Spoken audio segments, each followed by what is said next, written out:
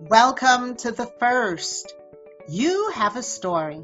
If you look back on your life, you've done things for the first time that no one in your family, in your town, in the country has done. This is Dr. Sandi. You have unknowingly paved the way for others without knowing it or even acknowledging it. This is where you tell your story so that those who come after you can walk in your footsteps to build their own firsts. Have you ever thought about getting old and who would take care of you? Most of us do. But what if you're pretty young and something happens to your loved one and you have to step in? That's what happened to Erna. Her mom had a stroke and Erna became an unpaid caregiver at the ripe young age of 21. That became her reality. In order to take care of her mom, she had to change jobs and move from New York to Massachusetts. Now, years after her mom's passing, Erna has decided that there should be resources to help people like herself, just people who didn't know where to turn to get advice or help. She's creating a platform called CG360 that aggregates resources from individuals and government organizations alike because she wants to make it easier for us to take care of our loved ones. Would you please welcome Erna to the first? Hey, everybody, welcome to the first. Today, I'm speaking to a good friend, Erna Alfred. And Erna has been doing amazing things, which she wants to share with us today. Welcome, Erna. Hello, Sandi. Thanks for having me. Sure. So why don't you tell us, Erna, what is it that you're doing that you're the first at doing? Well, I'm the first at building a business that impacts the daily life of caregivers, specifically unpaid caregivers. And hopefully this will affect national policy later down the road. So I'm very, very excited about that. How did you get on this journey? The journey started before I even knew I was on it. It started when I was 21 and I became my mom's unpaid caregiver while working full time. She had a really, really bad stroke. And at the time, as most unpaid caregivers do, you just do what you're supposed to do to care for your loved one. You don't think about lasting implications. You don't think about, oh, I'll still be doing this years from now. You're just reacting to the present. And so that's what I did. Took care of her for about a month while she was in rehab. And then How old were you at the time? 21. I just graduated from school, just started my first job, just got my first car, just my first everything, my first apartment, everything. And then this happened. And it just reset everything. Wow. I mean, unless you have seen someone deal with something like that, you don't know what to do. So I just went through the motions of, okay, well, mom comes first. We just take care of her. I have an older brother. So we tried to divvy up things in the beginning. But I became her primary unpaid caregiver along the way. And I never thought about. It's a lot for someone at 21. Yeah, my mom always told me I was an old soul. And I always would say to her, am I prematurely aging? Why do you keep saying that? What does that mean? But I think she was basically telling me when things happen, you know what to do. You don't necessarily think you do, right? But the way you think, it implies that you do know what to do. And yeah, she was right. So that was that. Tell me about the national network portion that you're doing. So when you start telling someone in your circle, your good circle of friends, I'm thinking about doing this thing. Do you know anyone who can help me? The first thing they say, well, what do you need help with? And then you respond, I don't know. Let me tell you a little bit more about what I'm doing. So I actually had this conversation with a good friend of mine named Kate. We worked together at Forrester, and now she leads the healthcare practice at Gartner. And I told her, this is what I'm building for unpaid caregivers. And she said, I know someone you should speak with. Mm. It's a good friend of mine who has social worker training and background, and she has her own consultancy supporting aging. And I've never heard this, a consultancy supporting aging. First Right. of all, where was this when I needed it for my mom? A. B. Who is this person? So she very kindly introduced me to this fantastic person named Rachel Cohen. Rachel works in Colorado and she leads this practice called Aging Dynamics. And her whole reason to be is helping communities set up aging programs, set up programs that put the care and health of older adults first. So we just started talking. Unbeknownst to her, I had already started a conversation with another person based in Virginia who is a nurse practitioner. And I told her about what I'm doing. And then she and I decided we're going to start writing some research because there's a lot of information right now, thanks to the pandemic, about caregiving, but it's very good, but it's missing here's the reality of what's happening. It's not always pretty, but I think it's really important for people to understand what they're walking into. So as I'm talking with these different women, I decided we all represent different geographies and different slices of this healthcare and aging ecosystem. What if we came together, collaborated, and started impacting our own little communities, but also with the benefit of the knowledge, the collective knowledge? So for instance, Rachel knew of a program that was looking for caregivers and their loved ones to see how technology could impact the way they communicated with each other. I'd never heard of this program. It's based in Colorado. It's a good friend of hers running it. I used that program to help a friend of mine in DC with her mom. So we are starting to share these little bits of information and actually making the lives of people around us a lot better as a result. Have you heard of a place for mom? Mm-hmm. I used a place for mom actually to find my mom's assisted living. And that's another resource that really lives on my platform. I'm really happy because now there are more of those. Yes. They all do slightly different things. Yes. But whenever there's more of something, you can appreciate, there's a market now. People are recognizing there's a need for this. So more forces everybody to raise their game up. And that's what I feel is going on right now for unpaid caregivers. That's the biggest issue that I have. There's all this information out there. There really is a lot of information because I know people who are also doing things on aging, but it's not aggregated. It's not all in one place. You have to do a lot of searching to find it. You know, I just recently, as we were talking before, did this whole thing with my dad. And I'm not the first person to put their parent into a nursing home. Right. I'm not the last. There are people doing it right now as we speak. But we all have to keep going back and doing the research ourselves. Like there's no one place that I can say, oh, it's dad needs to go into, the nursing home. Let me call Erna. Right.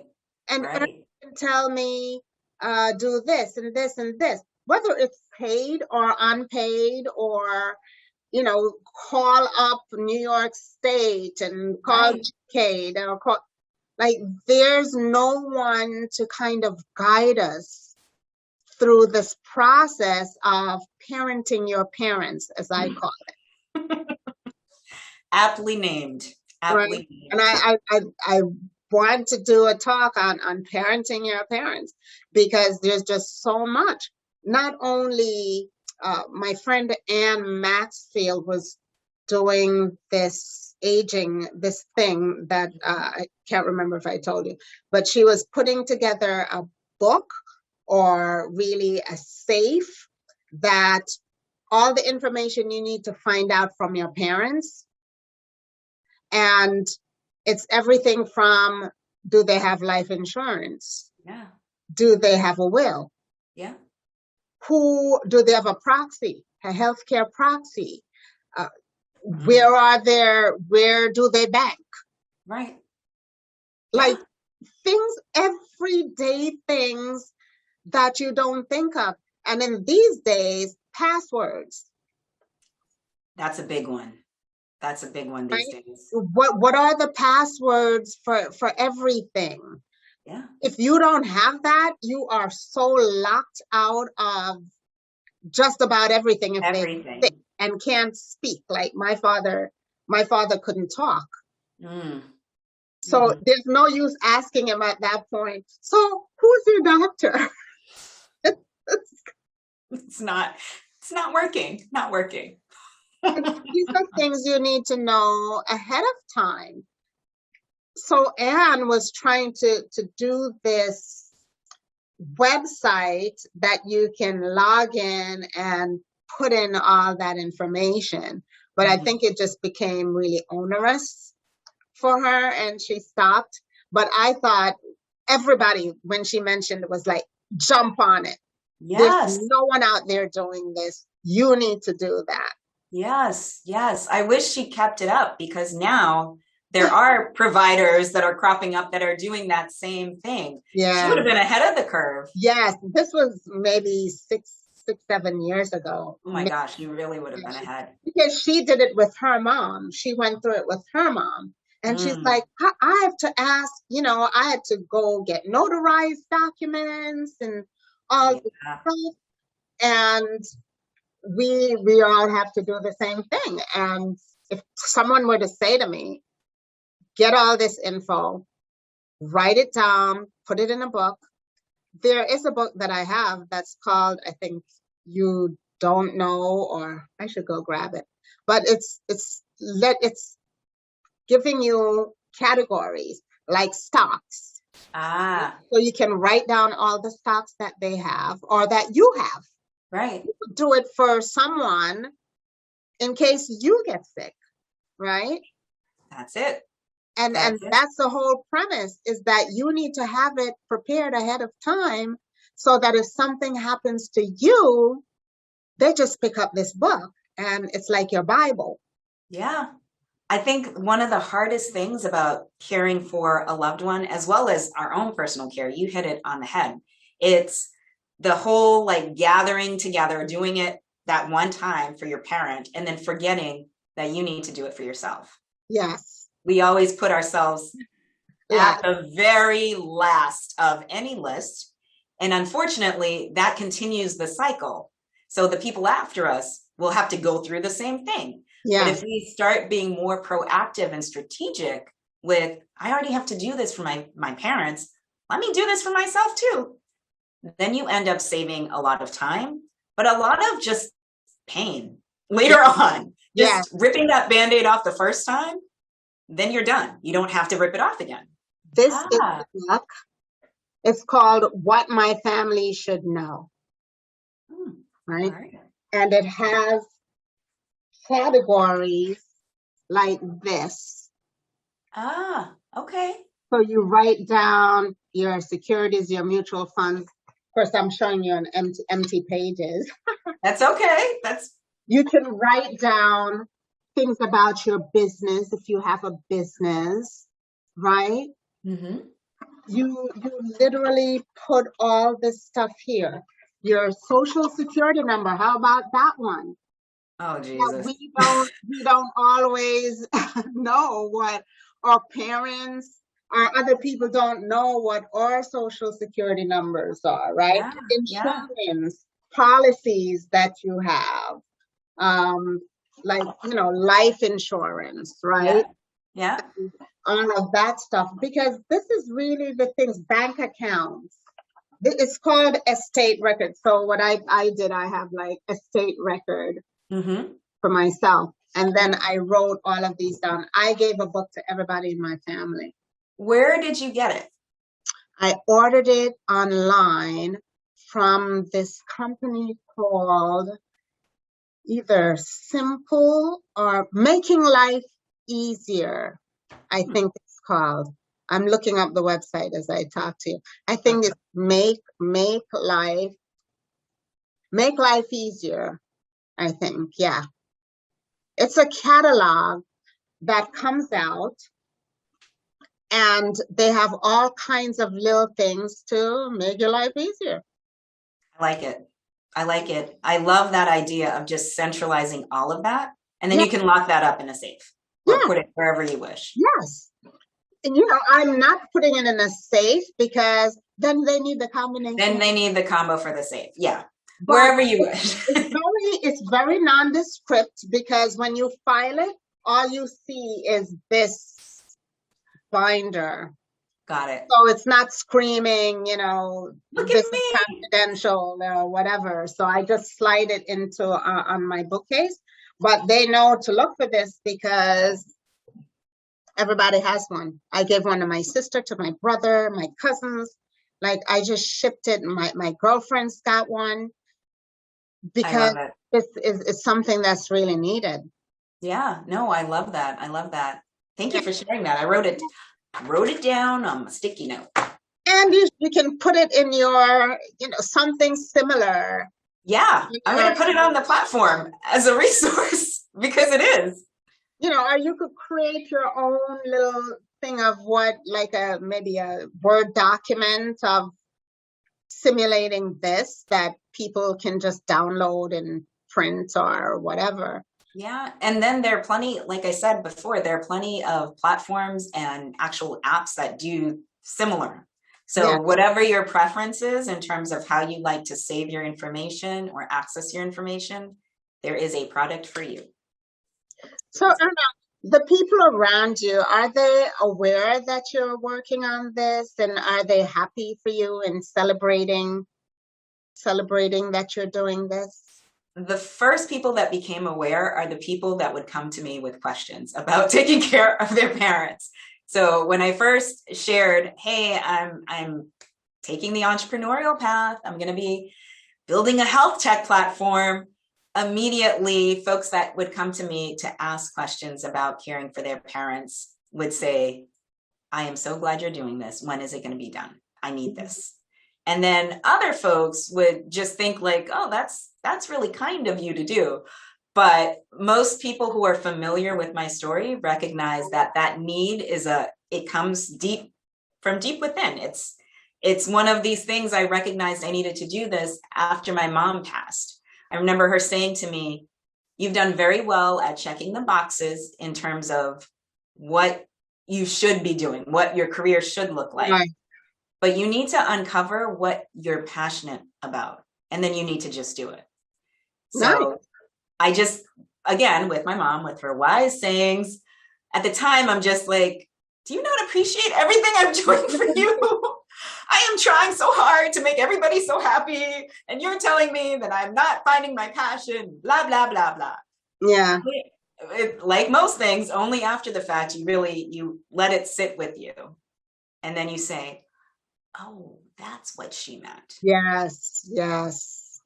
So I think what are some of the joys? What are some of the things, you know, you're doing this for the first time. What are some of the things that allows you to do? Whenever you're starting something brand new, it means that you are free to go about the cabin however you wish. Yeah. No one has laid out a path for you. You can lay out your own path, which means you can be as big or stretch your mind however you wish. So it's a very freeing thing. At the same time, it's also a good opportunity to, let's say I've gone through an experience online and I thought to myself, gosh, I would have done that different. I would have done this, this, and this. Now I have the opportunity to do that. And I have the opportunity to ask people that I trust for their feedback. And even people that I don't know for their feedback, just to make sure I'm not biasing what I'm building one way or the other. So that is a tremendous feeling. What's the information gathering like? What are you doing in terms of? Yeah, so much. It's very manual at this stage. So I'm at the beta stage where I understand, I have my vision, there's a prototype out there. I've made it as simple as possible.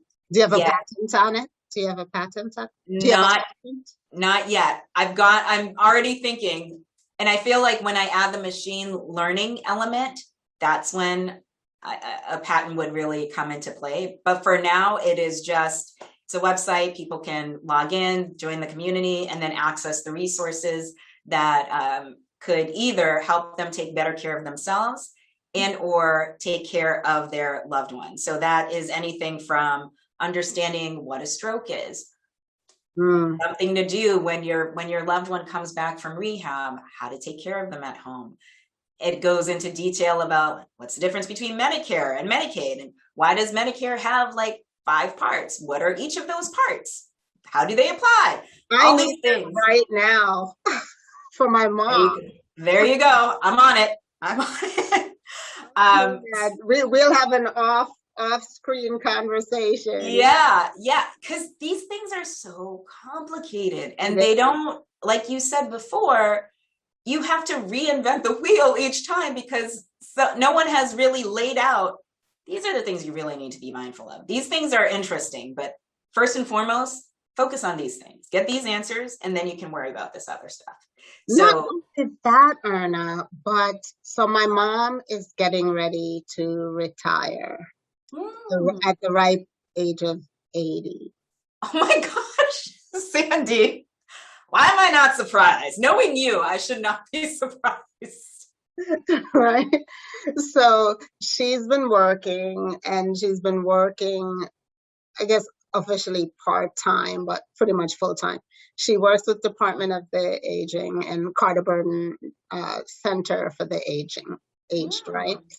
And she helps with their lunch program. And now she's getting ready to retire because she's been working from home during COVID, but now they have to go back in.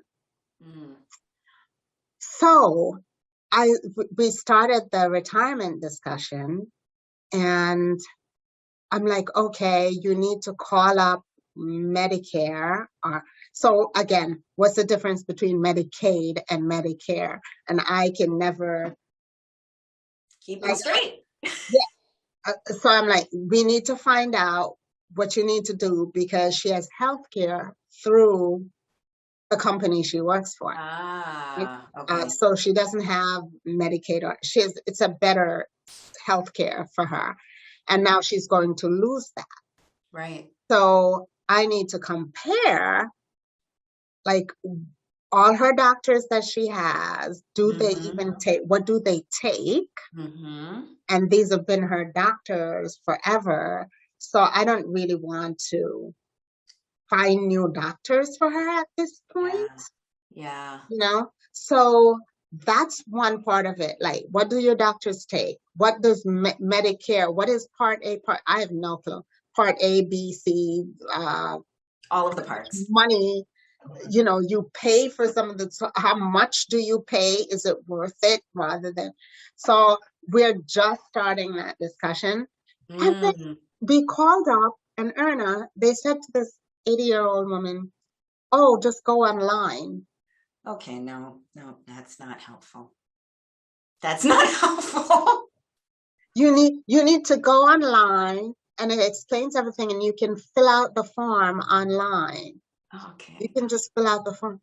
I'm like, no, this is too complicated. Why are you sending someone who barely know how to type in her email address to online? And what if she didn't have someone, and really she doesn't, because I'm just as idiotic about it as anyone else. So now I said, you need to call and make an appointment so we can go sit with Social Security and talk through this. Yeah. So this is a whole thing of everything is moving online. Yep. But the people who need it the most are not technologically savvy. That is the disconnect. That is the disconnect. And your mom is fortunate that she has you. Correct. Regardless of your in-depth knowledge of Medicare or not, she has you who can navigate between this online world and her, thankfully. Yes, and I'm also feeling very dumb about I need someone to explain it to me, right? And what does she get? and when does she get it? I mean, she's obviously past 65. Well, Right. what is she getting now versus what is going to be the supplement for that? Like, I need to immerse myself Mm-hmm. into all of this.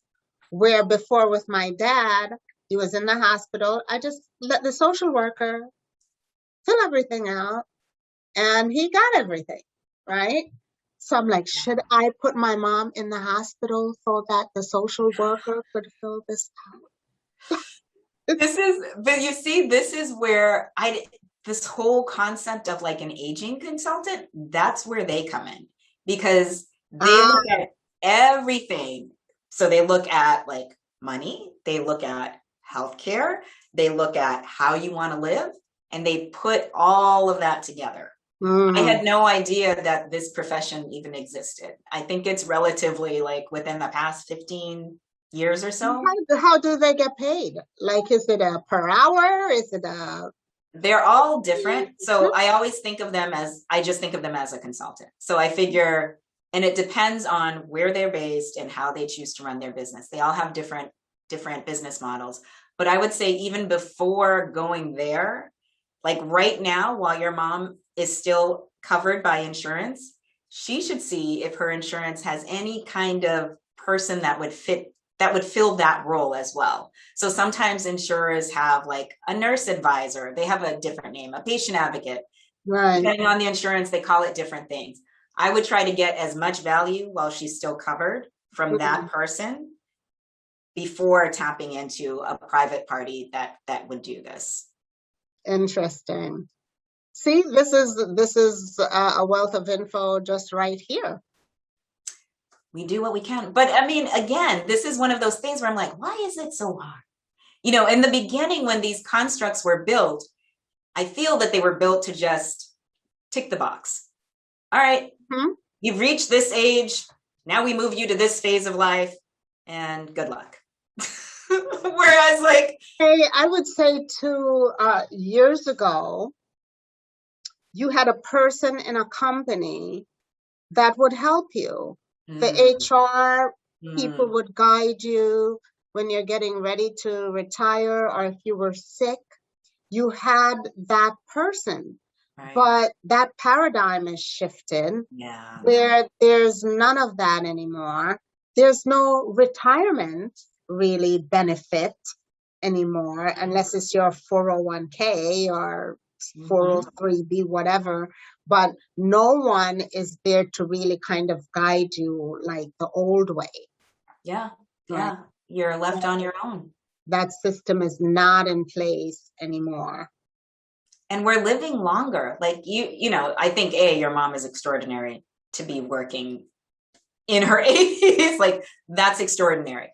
But we are living longer. Yes. And so the old ways combined with where we are today, someone needs to take a step back and really create a new paradigm for all of the scenarios that are happening now. We're living longer for the most part, knock on wood. We're not, people just don't want to sit home. 80 is not your grandmother's 80. No, you're active, you're doing things, you're living your life. So even if you're volunteering, that still counts. Yeah. You're very active. You're just not sitting home watching TV all day anymore. No. And a lot of people, because they're still active, they want to stay in their home. They want to age in place the way they want. And that's a whole other thing when you have property or you have things, assets. Yes.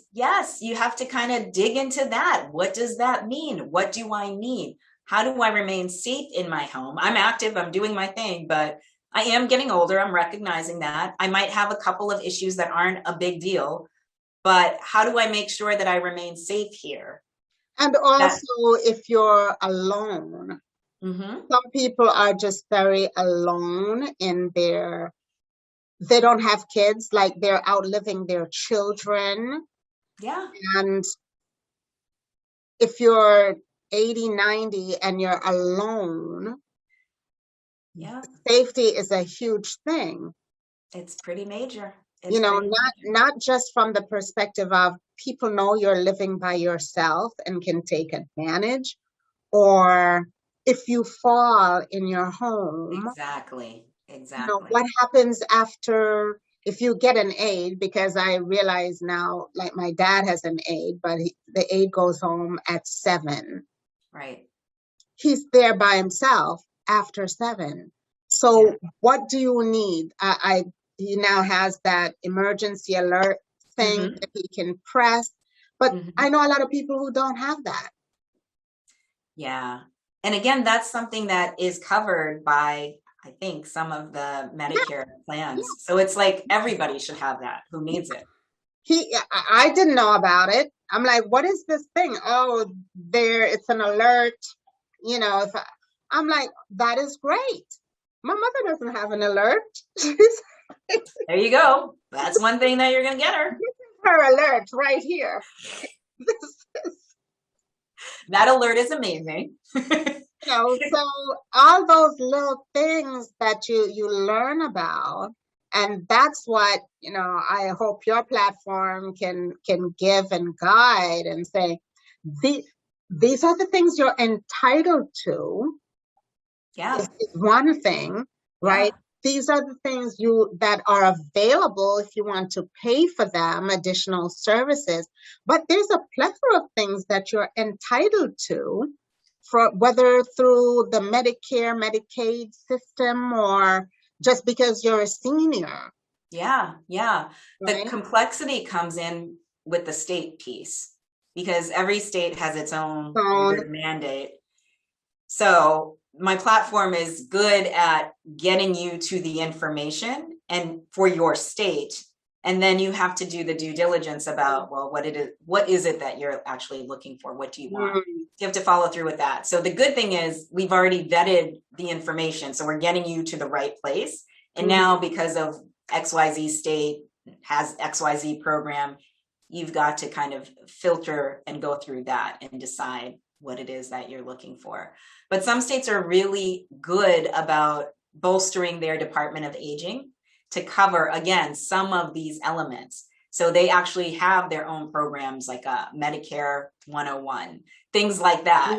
Other states don't. It just, this lack of consistency makes it so much harder. But that's where people like your friend Rosie come into play. Because, you should definitely describe who Rosie is, but from what she's a superstar, she's based in Florida, but she is a Medicare broker. The problem though is that she covers Florida only. So you basically have to get licensed across states, like within each state. But she told me, hey, every quarter I do a Medicare 101. So that's applicable across the board to everybody. So finding resources like her, she's going in my platform, I've already told her.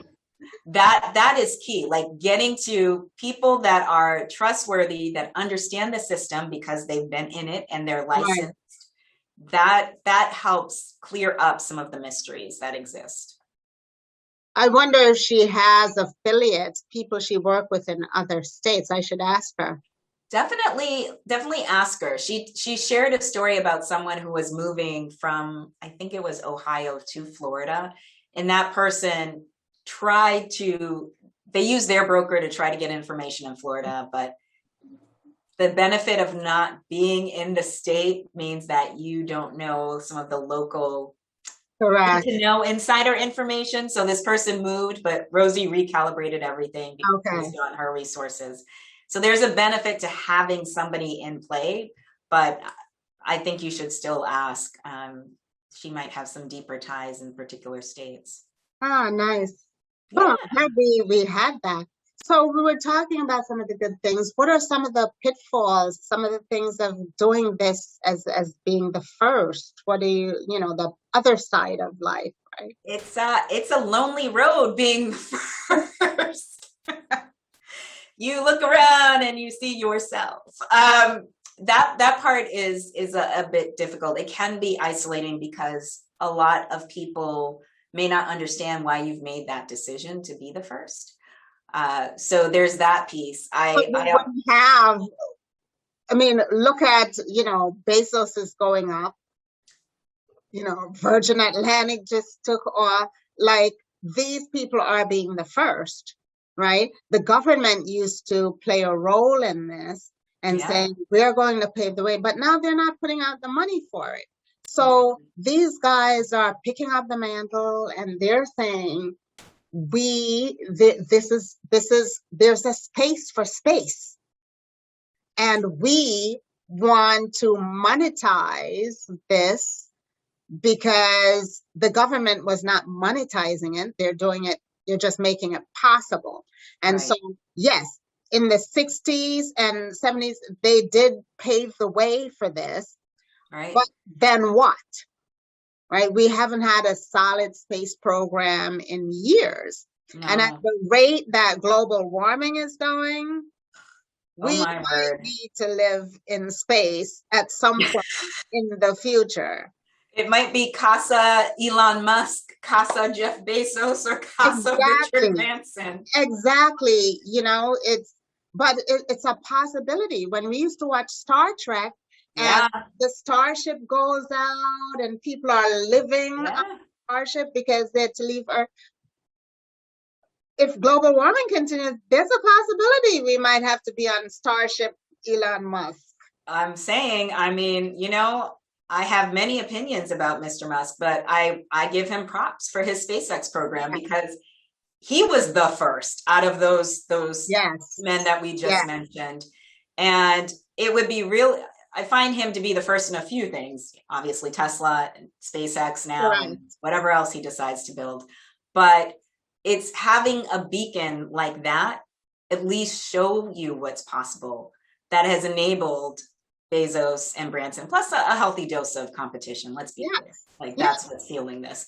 But it's fine. That's what we need. Again, that's how you create a market. You get one person in there, and then you get other people seeing the potential and looking at alternatives, and that's how things explode. So being the first is a bit of a double-edged sword, because you yourself are doing something fantastic. You can unleash your creativity.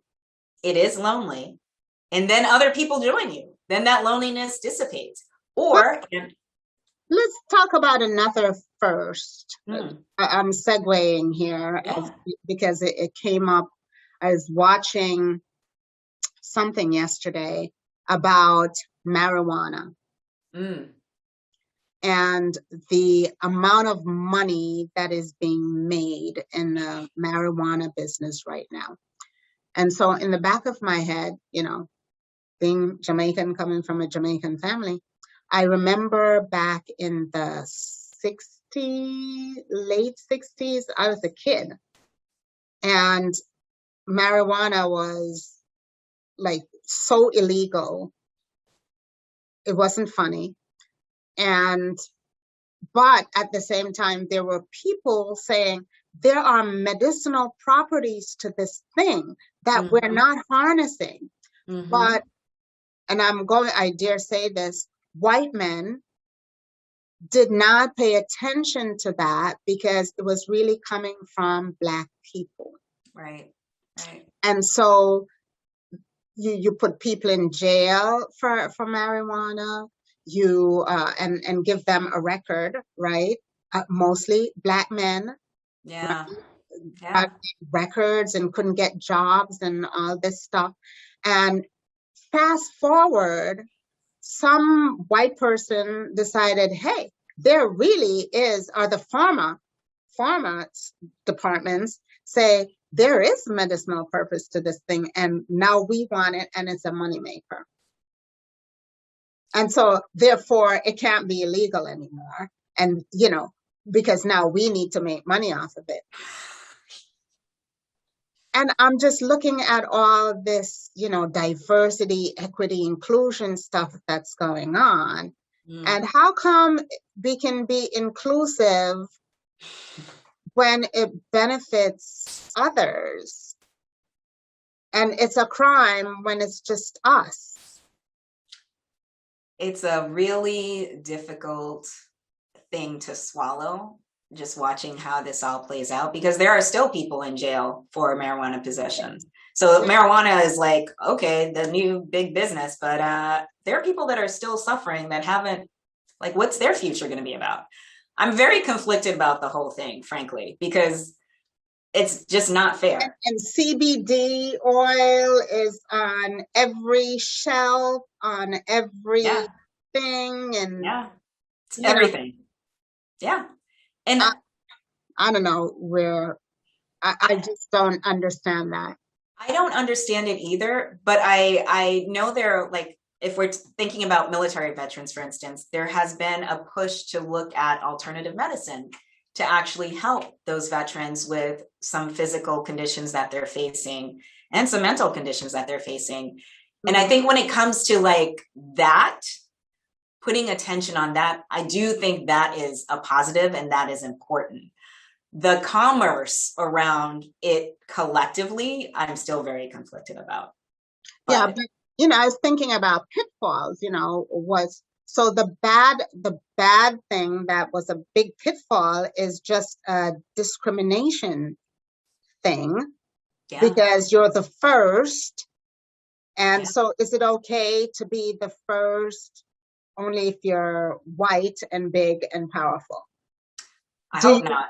do you find do you find there are more roadblocks Yeah, of course. to, Uh, being a uh, person of color? yeah, there are. I mean, we all know the stats, especially when it comes to venture capital money, how like 0.0000001% goes to founders of color who are women, Hmm. whereas the universe of it. And the thing that makes me insane is WeWork. The WeWork story is the story that I'm like, don't even come to me Yeah. because I am coming for you with that shenanigans. You funded, you threw millions of Millions. dollars at a business that never made Yeah, any money, yet you're making me fill out 15, 20, yeah, 25 pages of nonsense. Please yes. don't even. So yeah, I'm a little upset about that whole situation. But people still think that way. I can say that this pandemic has been a little bit of an enlightenment for some venture capital firms. And I shouldn't cast generalities across the board, but historically venture capital has been notorious for its myopic perspective of you have to look like this man, you have to go to these schools, and you have to also have access to some other money because in case this fails, we don't want you actually working a couple of jobs to fund this whole thing. Yes. People have been changing their tune a little bit, but it is a slow process. You cannot Yes, expect that very to happen slow. overnight.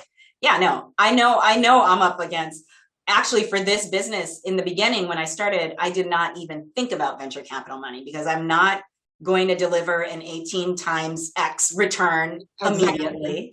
This business is not about that. It's about actually helping people. I'm not a white man, obviously, and I don't have a trust fund. So automatically, I thought, this is not for me. Let me just keep my head down and focus on delivering something that's going to help people. But I have been encouraged because there are VCs that are actually set up that they have a little bit more of a social impact bent to them. Mhm. So Yeah, they're willing to hear the story. They're yes. willing to accept that, no, you're not going to deliver 18 times or 20 times return in the first year. So I'm encouraged by that. And I'm also encouraged by the fact that other VCs recognize, yep, nope, we have a problem here. Let's figure out a way to clear up the problem. Let's offer up some resources. Let's let some of these non-traditional businesses into our portfolio. But it's, like I said, it's going to take In time. the social responsibility side, you know, uh, that you're seeing people saying it's not all about the money, but there's good to be done. Yeah, it's balancing those two because regardless, if anybody is giving you money, it's always about the money, regardless of what they say. Just keeping it really Hmm. 100 here. It's Yes. always about the money. Now, when there's a social impact piece or when there's a societal benefit, it's okay, you're going to experience a loss for some time, but you're going to be delivering this value. Correct. Let's find the entities that are interested in this value and make sure you get in front of them so we can slowly bring back the money so that we're more like this versus this all the time. So for that, I'm encouraged. I don't think that existed 5 years ago.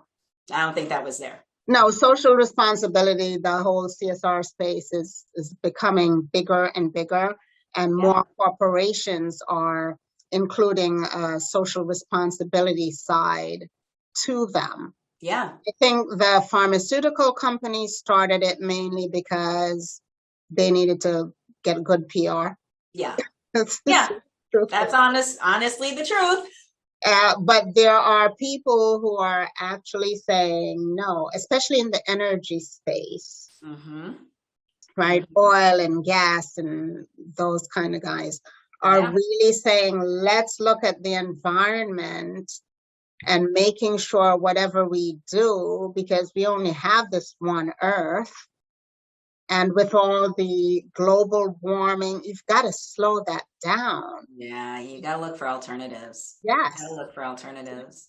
And it's to everybody's benefit because yeah, I mean, look at what our weather is doing. If there I mean, Don't even, these floods, stuff's burning. it's The earth is opening up. I mean, you name it, it's insane. happening right now. Yeah. So this is really the time to like, all right, well, it's broken. So I let's was make sure looking we at Germany. Did you see in Yeah, Germany? Oh my yeah. gosh, that's so horrible. I have a cousin that he lives a few villages away from where the major flooding is Happened. is happening. Yeah, and he said like they're fine, but he has colleagues that are not fine. And that's their Katrina, like Yes, what they're experiencing right now. centuries of civilization can be wiped out in no Just time. like that. Just like that. I hope we're learning. I hope we're learning. Well, with that, let's talk about the next generation. Yeah. What do you think your impact will be on the next generation? And can you see that happening with what you're doing now? I can see the next generation prioritizing health and looking at aging in a different way. Before, I felt like aging was this little black box that nobody spoke about. You know, a lot of people talk about bringing life into the world. They don't talk about the journey after Right. 65. And now people are, because we're living longer, because we've gone through this pandemic where unfortunately a lot of young people had to become unpaid caregivers for their parents or their grandparents. People are talking about these issues in a way that they haven't before. And that encourages me. That lets me know, like, yes, people are ready to be more proactive about aging and healthcare because that at my core, that's where my passion lies. I want us to examine everything that's happened before and be better. So if it means getting that book that you showed us earlier to lay out everything, all of the important documents and information that our parents or grandparents have so that God forbid when that time comes and we need it, it's there. So that's what I'm excited about, that we're moving towards a time where now we're proactively having those conversations, Yeah. as well as having conversations like, and I wish I did this proactively, but if that serious thing happens to our loved one, what are their wishes? I mean, there is so much drama. And one of the most traumatic things that happened to me was being in the ER with my mom and having the ER doctor say to me, all right, well, what do you want to happen? What does your mom want? I'm like, what are you talking about? And they're like, does she want CPR? Does she want to be intubated?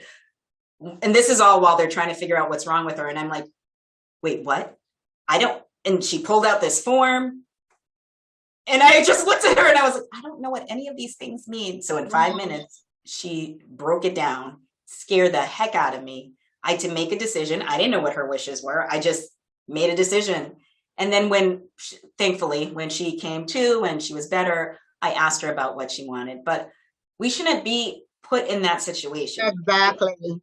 Things are already emotional. The last thing you think that you can do when you're in an emotionally charged situation is make strategic decisions or make decisions that are going to benefit your loved one and yourself, when those decisions should really be about what your loved one wants. That was Erna, I've always thought that the government should make it mandatory Just like we have a driver's license to drive on Mm, the street, yes. we have to have a card with Yeah. this information, and it can be attached to your driver's license. Like you could say you want to donate organs on your driver's license. Why can't you say what you wish in case you're in a state where no one can talk to you? Let's say Right. you have an accident. Yeah. There's no one immediately on the scene to say, oh, her wishes are this or that. Right.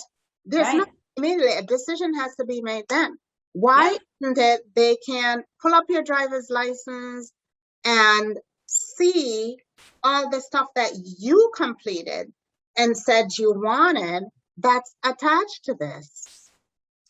Sandi, and to make it more complicated, by the way, that form I was talking about is called a post form. Some states have a different form called a most. So the forms are not even consistent. My state, Massachusetts, is launching an endeavor to migrate to this larger use post form. But again, had I not been in the ER, I would not know that this thing exists. I don't know this thing. So even getting our doctors to check in and ask, have you completed this? Do you have an advance directive? Because that's where this sits. Right. That's where it's the system, to your point, that has to start introducing these things and making them a regular part of conversation. Yes. So if at the highest level, if the government isn't interceding, then it's the obligation falls on the healthcare provider to at least make you aware and then tell you where to get the form. And then when you get the form and you fill it out, where does the form go? That's my favorite question. Where do you put the form? Who gets it? I don't think you should get life insurance without filling that stuff out. I would love that. I would love that. That would, because guess what? You would do it. Instead of, oh, I'll get around to it, or I don't need it right now, or no. Everybody needs it. Just get it done.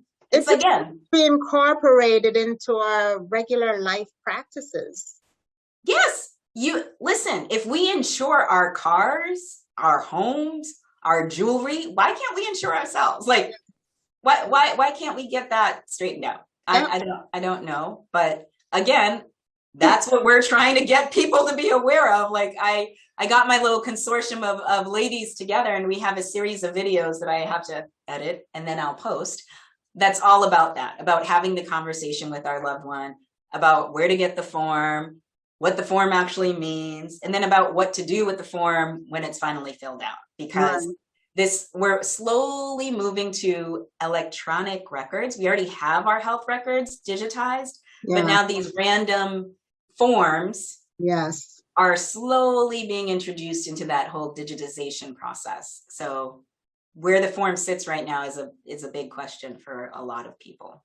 Interesting. Never a dull moment here at the world of everything having to do with life and aging and healthcare. Yeah, you started this with your mom.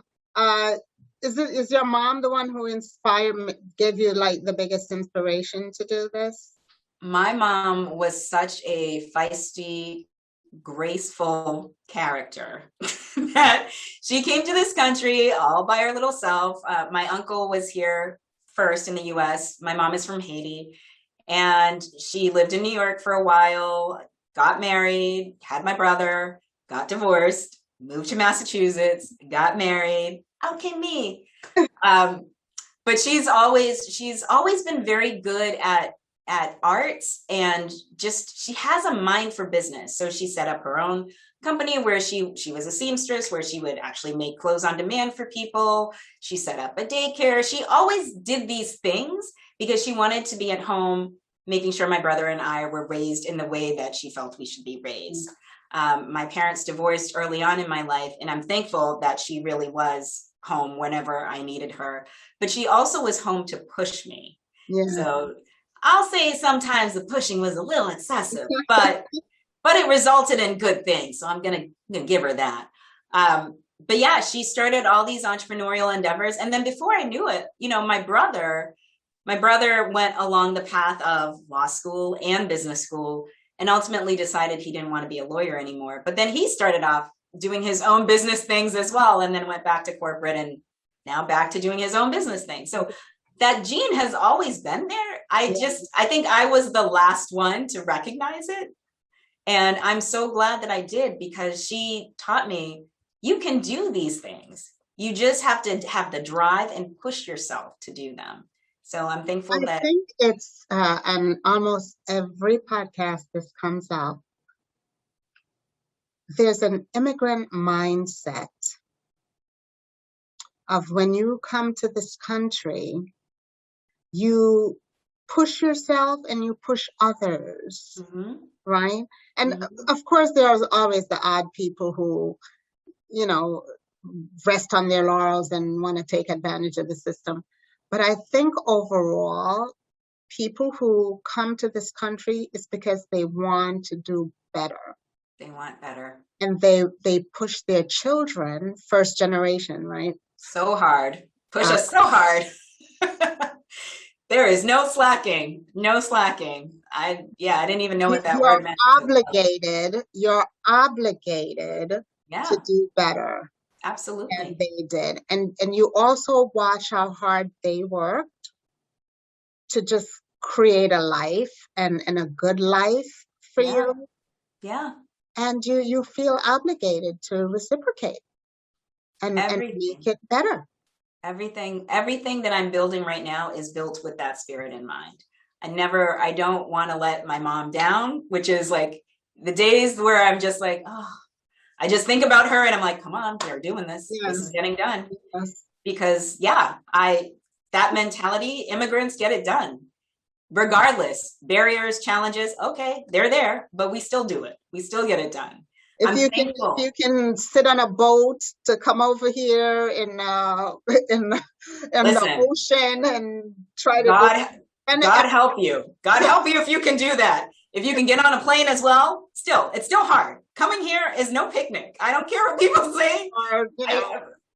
Whatever it is, whatever spirit brought you here, that desire to do better, like you said, is the driver. And that is what helps you overcome. Yes. So I'm thankful. I'm thankful that she made it a little easier for me, because yes, my brother and I represent that first generation of, we were born here, we grew up here. She cleared the path, but she definitely said the work is not done. It's up to you guys to do it. So here we are. It sounds like it's made you bolder and more courageous and ready to do things, which was kind of my last question. How has this changed you? But we've answered that a little bit.